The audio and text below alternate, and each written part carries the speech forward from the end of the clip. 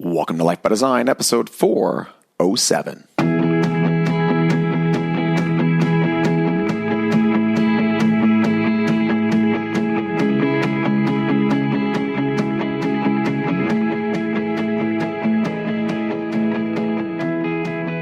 Welcome to Life by Design. I'm your host, Dr. Jamie Richardson. I'm joined today by my colleague, Dr. Cracio Jug.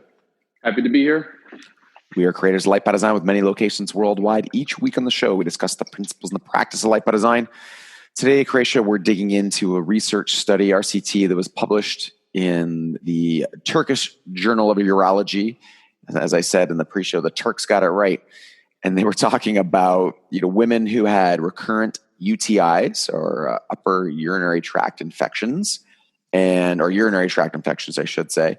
And essentially, they gave them a probiotic, and there was a reduction in urinary tract infections. So, neat study, which prompted the conversation today, which is the same as every time we talk about whether it be supplements or, meeting the requirements of the body. In an ideal world, we're building up our bacteria in the most normal, natural way, which is eating real food, eating some dirt along the way, being born vaginally, which is actually a huge component to this, or what we call eco-immunonutrition. And a lot of people maybe aren't aware that people who have a cesarean section, and cesarean sections in North America at least are about 30% of the cases. And that's not a knock if that's something that happened for you or your children. Just saying. Facts is facts, man. Facts is facts. That's the facts. And the facts are that with cesarean sections, the children do not get a quality dose of bacteria, and they do not develop their gut bacteria normally. And so this is one of the reasons why we advise that, especially if you've had a cesarean section, that you add that in, something that needs to be supplemented with and help develop the bacteria. I just did a video in our private Facebook group there last week about how to overcome antibiotic use and, basically replenishing the gut bacteria that are killed off by antibiotic use. And what I found interesting was even one dose of antibiotics, just one dose. And again, not saying there's not a time and a place, just saying one single dose of antibiotics had a dramatic effect that may even be unrecoverable in terms of replenishing the gut bacteria. That's what kind of blew my mind.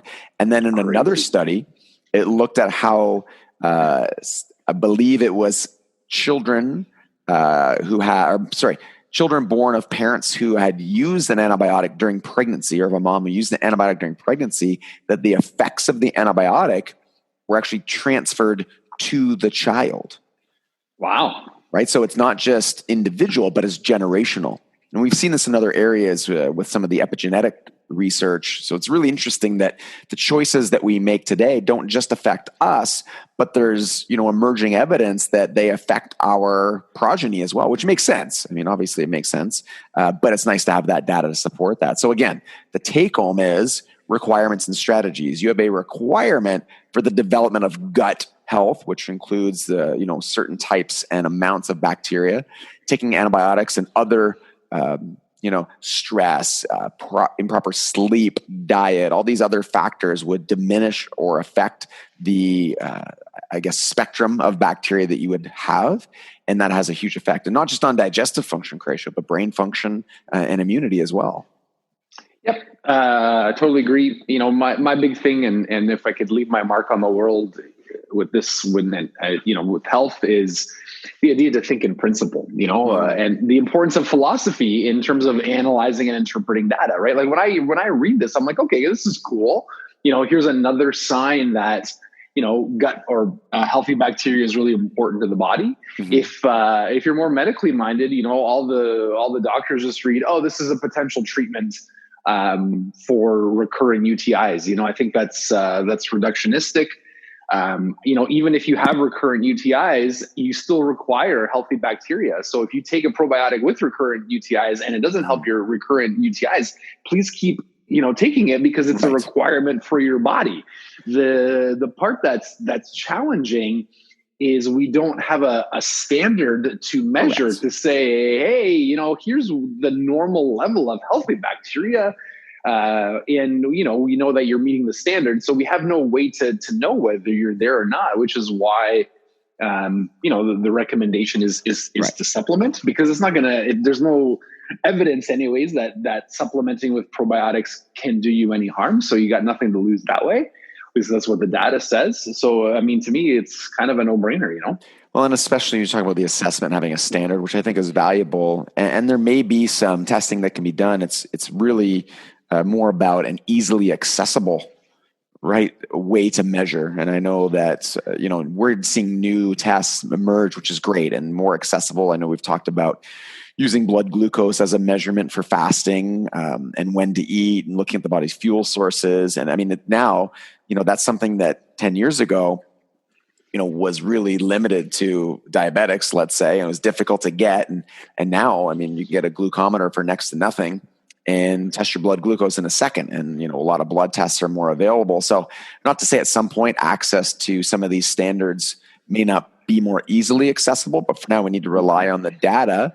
And, does it support the premise? If it does, great. If it doesn't, then, we got to go back to the drawing board and, take a different action. But I think in this case, it's just continuing to reinforce what we've talked about, which is, healthy bacteria are important. They're an important part of the body. I once heard that I'm in a farming community, the health of the soil was really based on the spectrum of bacteria and bugs and worms and all these other things that were in the soil. If you dug up a piece of soil and there was nothing, then that soil is sterile in a sense. It's not alive and it's not healthy. And the same is true for our body. There's certain, microorganisms that live in harmony and really synergy with us. And it's our job to cultivate that. Really to cultivate our body. And the easy part is, and this is why it's exciting, is you just need to follow the rules, really. You just follow the rules of the body and you're not going to mess it up, and you're going to have a much easier time developing neural microflora and a microbiome and really simplify this. And this is where it can flip either way. A lot of people who I think are more treatment oriented,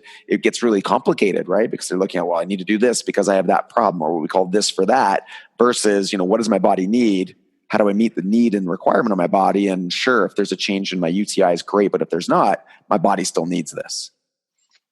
I can't say it any better than that. Okay, well then don't. Guys, go to the show notes. We'll put a link to the article in there. You can check it out, lifebydesign.com/podcast. And as always, thank you for joining the drive to 1 million families worldwide living life by design.